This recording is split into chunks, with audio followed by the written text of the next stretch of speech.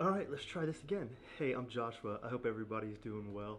Uh, Happy Wednesday? Is it Wednesday? I don't know. The days have all run together, man. It's crazy, this isolation thing.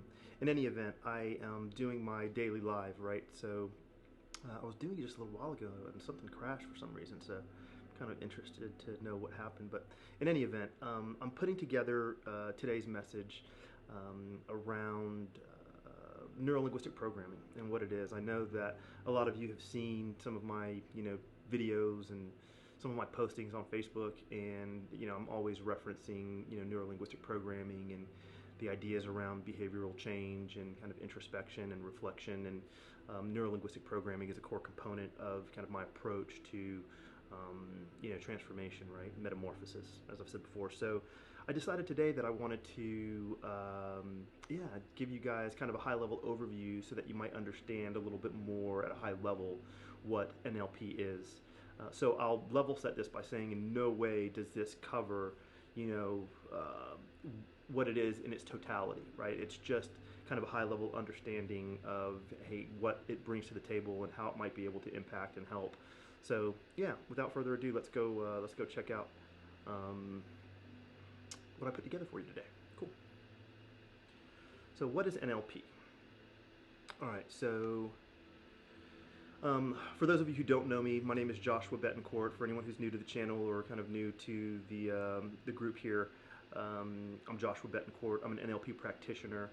My background was primarily in technology. I've spent 23 years in corporate America in a sales capacity for the most part, working on complex applications and technologies and selling big platforms into enterprise organizations across contact center as a service, software as a service, application development, application testing, and all of that good stuff. I'm also a certified NLP practitioner through the NLP Center of Atlanta. I think something that's important to say here is that I know that there's been a lot of growth in the space, and a lot of people have been, getting certifications and kind of just spreading the message and spreading the word, and I applaud all of them. I will say though, as you or if you decide to embark down that path, do your homework and take a look at the organizations that you're working with. Here at the NLP Center of Atlanta, we have a really strong lineage that I'll talk a little bit about in just a moment. But there's some credentials there, and we're associated with kind of the originators of neurolinguistic programming. And then finally, I am a modern mystery school initiate and a lifelong philosophical and spiritual student, which I incorporate into the work that I do. I think it's important. You guys hear me talking all the time about meditation and kind of introspection and self-reflection and all of that good work, right? So I think that that adds an important element. So where do we begin? The founders of NLP are two gentlemen. One goes by the name of Richard Bandler, right there on the right, and then John Grinder. They co-founded NLP, which stands for Neuro Linguistic Programming. So in 1976 is kind of when they founded it, but Bandler was attending the University of California in Santa Cruz, and he was working on his clinical psychology degree. And at the time, John Grinder was a professor at the university, and he taught linguistics. So they happened to get together just based on some of the work that Bandler was doing as he was, practicing to get his doctorate in psychology. How that evolved was Bandler started to model a couple of well-known clinical therapists from, I want to say the 60s, 50s, 60s, and 70s. The first of which was Milton Erickson. So Milton Erickson is basically the father of clinical hypnosis, right? Anyone who teaches, has learned, is involved with hypnosis in any form or fashion. All of the knowledge based on, the majority of the knowledge based on hypnosis was really written by Milton Erickson, this gentleman here. So that was one of the subjects that Bandler was modeling, and the other was Virginia Satir. And she was well known and well respected family therapist in the time. And what Bandler was doing was basically, you know, experimenting on his ability to really kind of replicate some of their techniques and practices in a clinical setting to see how well he could impact change and really cause change in people who were in need. And turns out that he was really, really good at it. Like, he was able to really effectively use some of the things that they were doing, or some of the things that he had modeled from, you know, their writings, their books, and some of their, you know, recordings of their therapeutic sessions.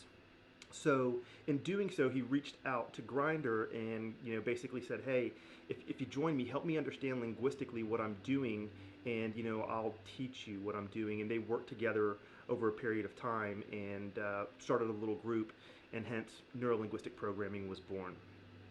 So, like I said earlier, it's really difficult to encompass everything that it covers, because neurolinguistic programming not only is a method of, or a model technology around how to communicate, but it also has, you know, models of how to emulate behavior.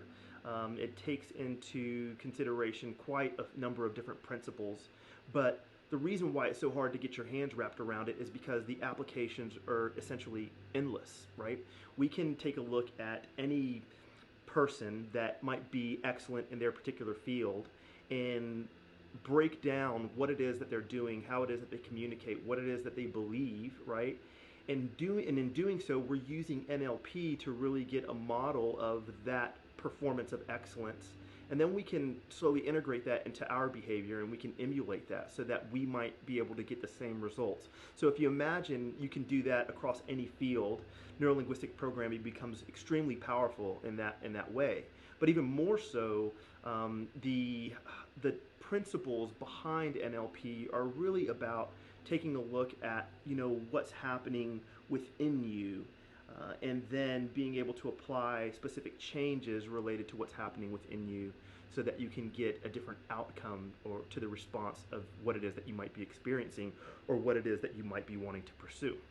So, you know, the neuro aspect of it is really the scientific thought behind neurology, right? And the nervous system, and how we actually interpret information, how we take it in through our different sensory perceptions. And then once it gets inside, what actually happens, and the idea of, you know, creating perceptions, or creating beliefs, or, you know, creating personalities and behaviors.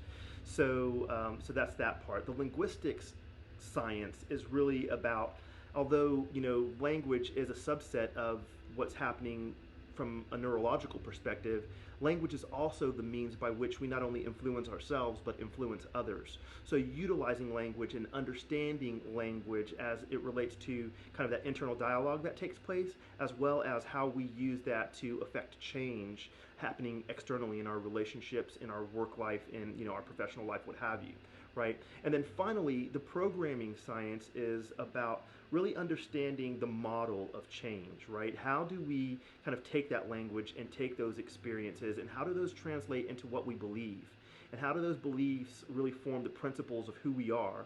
And then can we change those? Can we make, you know, can we program new behaviors, or new beliefs, or new principles within ourselves, so that we can get a different outcome? Now, as you can imagine, this has been applied to everything that you can think of in the healthcare field, right, in psychology, just across the scope in corporate America for business and business sales.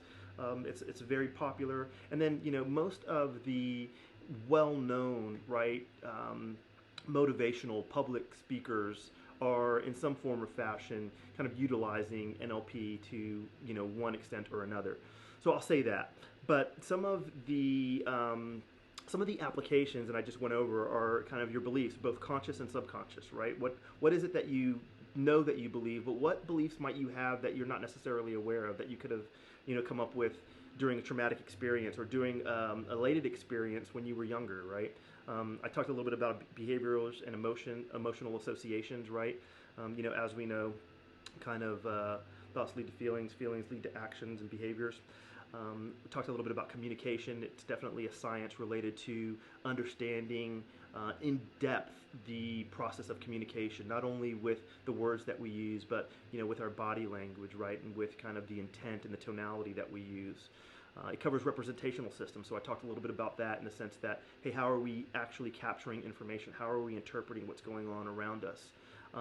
But the powerful things are, the last 2 points, right? Which is, as you kind of expand your awareness and expand your perspective, your options change, right? You become more flexible, you become more understanding, you become more compassionate towards the other person that you're interacting with, and then you also become more aware of exactly how much power you have within yourself, as far as being able to leverage communication and being able to have a win-win-win scenario play out for everyone involved.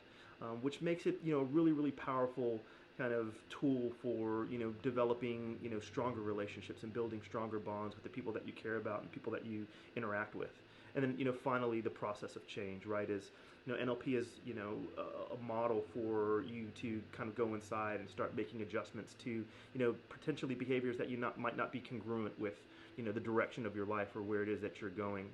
So at a high level, that's what NLP is all about. Now, it gets so much deeper, and there are so many principles, and there's so much information and different techniques and processes within the scope of neurolinguistic programming that I couldn't explain it on the live video, right? It would just take time, but I'll say a couple of things about it. There's plenty of reading material. You can go out there and read as much as you want on NLP. The problem is that because it was built with the intention of being able to model, there are really exercises that you have to do in a group setting. And I tried for a long time to read books and really internalize and interpret what I was reading. And though although I had somewhat of an idea of what I was reading, it really didn't register until I actually had the opportunity to go and become certified. And in that environment, you're there with people who kind of are experienced with kind of the particular models or the particular activities that are taking place. So you can ask questions and get clarity, but it's not just this thought form, right? It's not just the conceptual understanding of it, right? It also kind of relates to the emotional intelligence, right? And kind of the intuition related to how things are processed when you're communicating with people. All of those components really drive your success and your, I guess, ability to really use it to the full extent of what it is. So I don't know, I hope that high level description of NLP is helpful for you. I wanted to write this. So this is a really cool quote that I found by Tony Robbins, and it really kind of highlights some of the truth around what it can do for you, what NLP can do for you, right? Because the outcome of the way that we live our lives is really based on what we focus on, right, and how we interpret the things that happen to us, right? And then what we do about it, how we interact with other people and what we do about it. And I thought that, being able to kind of express to everyone, hey, that those are all things that you have within your control, right? A lot of us find ourselves, a lot of times saying, in the sense that, hey, life is happening to me, right? These things are happening to me. And in doing so, we relinquish our ownership and our ability to really impact and change that because we're subject to the experiences that are happening to us. Whereas, shifting that paradigm a little bit and taking a different look at it in the sense that, I am really the one that's in the driver's seat as far as how I respond to what happens to me and the direction that my life takes based on the decisions that I make, the relationships that I create, the work that I do, the intent that I have, the emotions that I feel, all of those really, really cool things. So I thought that this was a powerful quote, and it was really, really cool. All right, so contact me, right? That's the call to action. If you know someone who might be able to benefit, right, from kind of understanding some of these things, or if you know somebody that's in a rut and is trying to grow and wants to do better and perhaps needs an opportunity to have a little bit of a shift in their perspective of how they look at the world, reach out to me. It's cool. On Facebook, on YouTube. I put my cell phone number up there. That's crazy. But yeah, reach out to me. Hit me up. I didn't put my email up there because I'd rather that you guys just communicate with me via social media. I'm usually on that and able to respond relatively quickly. But yeah, that was a presentation. That's the live for today. I hope that Um, I hope that, yeah, you guys liked it, and I hope that it was, provided a little bit of clarity for you. And yeah, thank you guys for participating. I really thank you for watching. I really hope that everyone is doing well. We're like what in our it seems like 4 weeks for me. Like I've been locked up for 4 weeks, and it seems kind of crazy. But hopefully, before much longer, we'll be able to reconnect and get out of our homes and go back to living somewhat normal lives again. Hey, listen, I love you all. Take care of yourselves. Take care of your family. Stay healthy. Stay well. Reach out if I can do anything or if I can be of service. And you guys take care.